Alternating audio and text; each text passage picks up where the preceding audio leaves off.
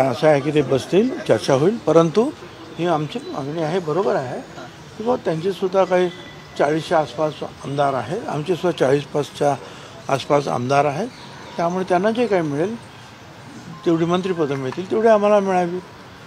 त्यांना जे काही समजा खासदार किंवा त्याच्या काही जागा मिळतील तेवढं आम्हाला मिळावी.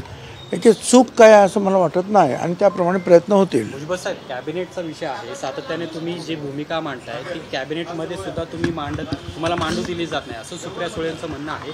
खरंच तसे काही आहे का? म्हणजे कॅबिनेटमध्ये तुमच्यामध्ये मी माझे विचार जे आहेत हे जे अनेक वेळा म्हणजे कदाचित कॅबिनेटमध्ये सगळी चर्चा होत नाही, पण कॅबिनेटच्या नंतर जे आहे मुख्यमंत्री, 2 उपमुख्यमंत्री, काही मंत्री यांच्यामध्ये मी माझे विचार जे आहेत स्पष्टपणे मांडलेले आहेत आणि तुमच्याद्वारे ते विचार जे आहेत ते सगळीकडे जातातच आहेत. सगळ्याच गोष्टी ज्या आहेत की कॅबिनेटमध्ये चर्चा होते अशातला भाग नाही. काल अजित पवार असंही म्हणाले की आता जे 85 वर्ष वय झालेले आहेत त्यांनी आता आम्हाला आशीर्वाद द्यावा आणि त्यांनी आराम करावा. सातत्याने ते शरद पवार यांना आव्हान करतात आणि तुम्ही जसं मागाशी म्हणाले की त्यांच्याच पक्षातले नेते त्यांचा पक्ष संपवायला सुरुवात केलेली आहे.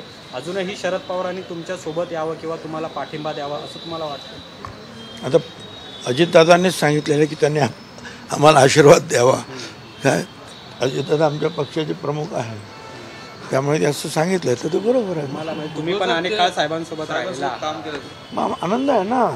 अजितदादांनी जी काही भूमिका मांडलेली आहे त्याप्रमाणे पवारसाहेबांनी जर आशीर्वाद दिले अजितदादा पवार गटाला तर सोन्याहून पिवळं आहे. धन्यवाद.